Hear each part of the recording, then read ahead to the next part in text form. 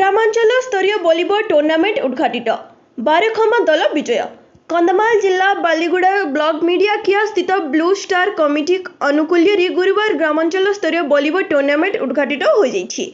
एथिरे मुख्य अतिथि भावे बालीगुड़ा वार्ड नंबर 8 रो बीजेपी सभापति आशीष कुमार महापात्र जोगदेई दीप धूप प्रज्वलन करी अनुष्ठानिक भावे उद्घाटन करी खेलाड़ी मानक उत्साहित करथिले।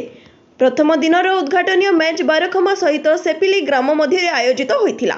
एथिरे बारखमा दल विजय होइथिले। एही टूर्नामेंट रे आखपाख अंचलर 14टी टीम अंशग्रहण करुथिबा बेले विजेता दल को 20,000 टंका और उपविजेता दल को 15,000 टंका प्रदान कराजिबो एवं एहार फाइनल खेल 18 तारिख रे आयोजित हेबो बोली कमिटी पक्षरु कहा जाइछि। एथिरे कमिटीर अमूल्य नायक, अरुण नायक, बुलू नायक प्रमुख सदस्य उपस्थित रही परिचालन रे सहयोग करथिले। कंधमाल जिल्लारू संजय कुमार पानिग्राहींक रिपोर्ट, फास्ट न्यूज ओडिशा।